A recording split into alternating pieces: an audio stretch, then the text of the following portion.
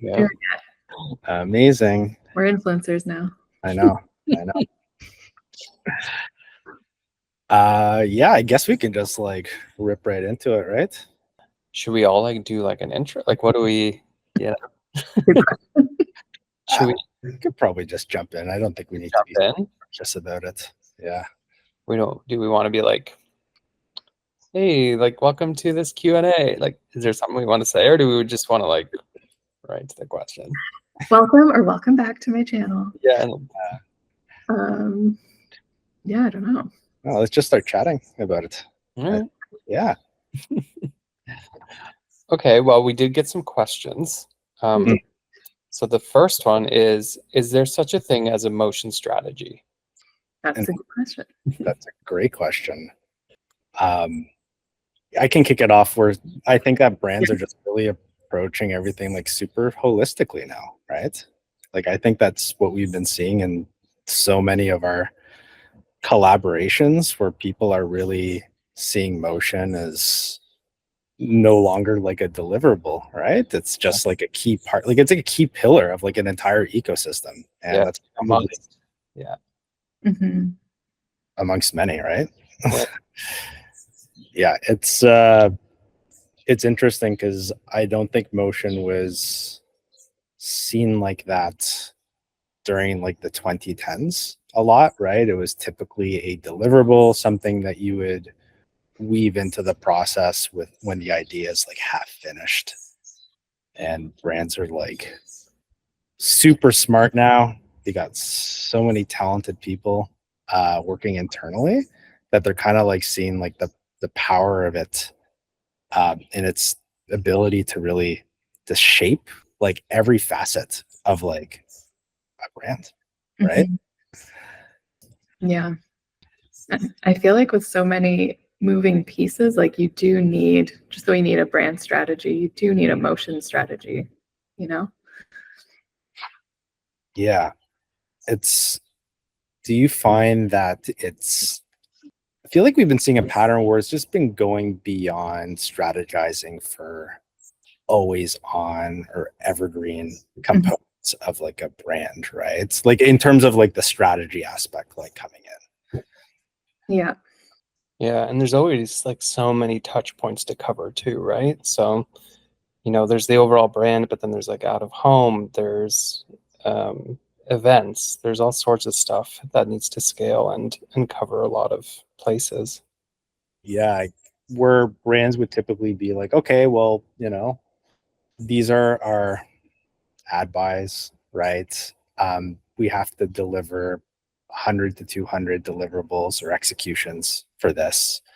And then finding out that whatever had been created is not scalable to that, or it scales in not the most efficient way is tricky. And I think where we've probably seen a lot of success in terms of like when things do scale to like those touch points, whether events or campaigns with like out of home, etc., is when the whole approach is holistic and there's like an aspect of like a motion strategy, because you could kind of like understand about like how to shape the motion in a way that it could live across like everything globally, social, out of home. Yeah. It's just like I don't think motion has been seen in that light historically, right? We do also have another question here.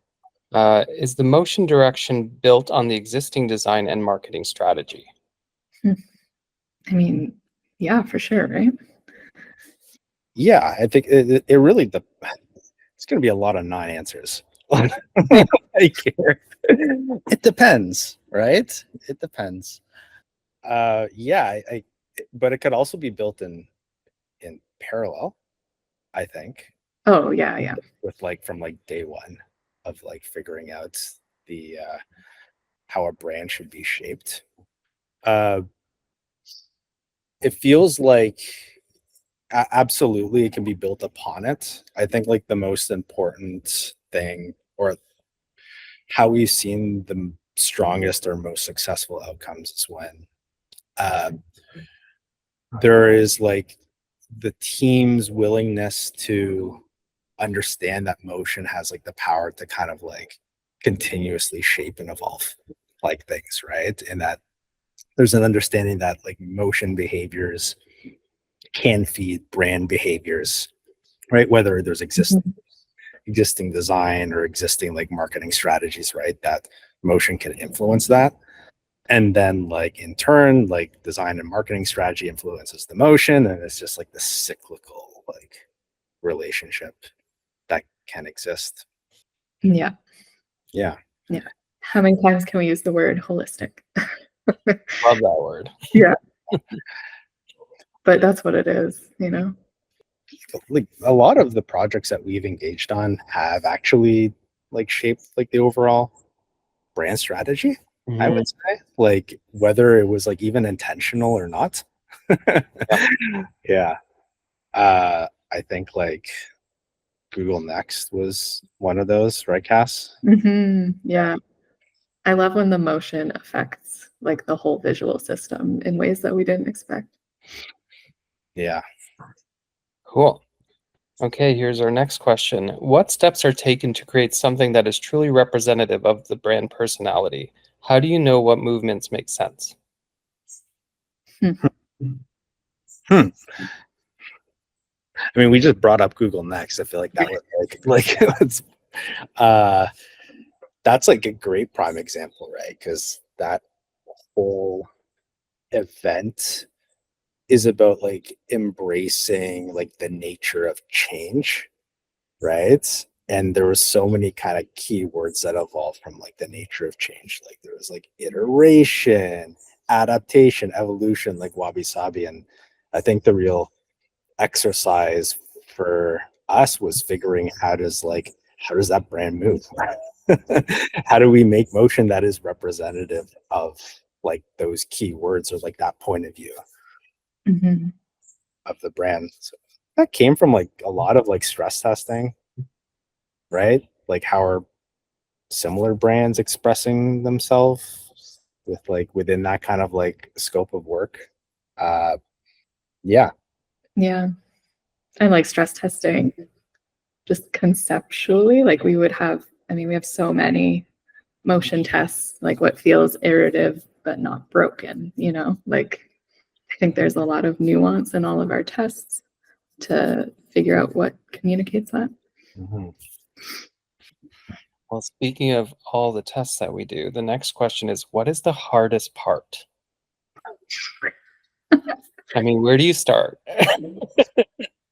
The hardest part for me is like the phases of the project where you're in the unknown. So like typically towards the beginning, and then after we've gone wide with all those options, and now it's time to like narrow down. And I think those are the times that you're like looking into the abyss and you're like, what are we going to do? You know? I feel like that part of it is the hardest, but also the most fun. Yeah. Yeah. It's just the challenges is like really making those decisions and trying to narrow things down, I think. Yeah. It's like super subjective question too, right? Yeah. I think, but yeah, I definitely agree with both of you. It feels like the going into like the unknown, right? Like in that every brand ecosystem is like super different, right? So there's not like a one size like fits all like template for like every single like brand or like client out there. And yeah, I wouldn't necessarily call it like the hardest part. It was like the one that requires like the most strategic, Yeah. thoughtful, and like intentional type of work, right? Yeah. Yeah. It's like entering those like times with like a beginner's mind of like knowing that you don't have it all figured out yet, I think is like kind of the best way to kind of meet that challenge, right? On our most recent projects, which I don't think we can like talk about here yet, but we've had like so many like unlock moments that have come like from week 1 to week 2 to like week 3, right? That we didn't know from like day 1, right? And it's that sense of like unknown that is really amazing. Well, speaking of the unknown and day 1, our next question is there a fixed starting point in the process? I Hmm. guess it depends on where our client is at in their own brand or rebrand process. Hmm. I think like we started to touch on that with like, is motion direction built on like design and marketing strategy, right? Question. I think like every time we enter a project, it's always like with a mindset of like understanding all the strategic decisions that were made like prior to that, if any, right? So that we kind of just hit the ground running as part of like wherever the internal teams are at. I think we call that like our audit phase, right? We typically like audit the brand once we start a project before we start animating. But yeah, typically where it starts, just seeing the lay of the land before kicking things off. Yeah. Even if they're coming in with like fixed like designs or like templates or like mood board, visual aesthetic, things that are locked even, we're like, okay, like let's not just jump into production day one. It's Yeah. understanding like the nuances of everything. Yeah. And lastly here, I think it's maybe a more of a technical question, but someone asked, how do you hand off a motion system to individuals with a limited skill set? I think this is actually something we think about often when we're building our motion systems and toolkits and things like that. Yeah.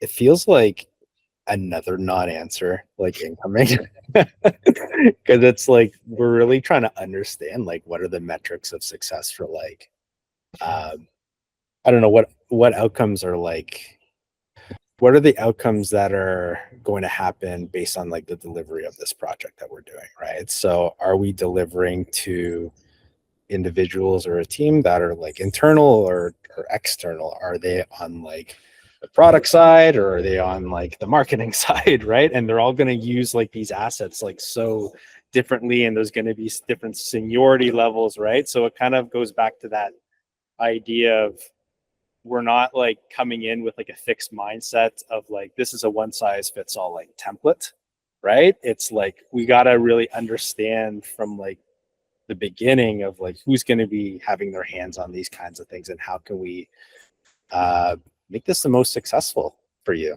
in terms of that, right? So yeah, I think you're right. We have like that conversation a lot for good reason. Yeah. Did any of that make it through like that like motorcycle driving through the alley here? Didn't hear it. You didn't hear it? Okay. Blocked it out. Yeah, didn't hear a thing. Okay. Well, that brings us to the end of our questions. Cool. Yeah. Should people like and subscribe? Good moderating. Thanks.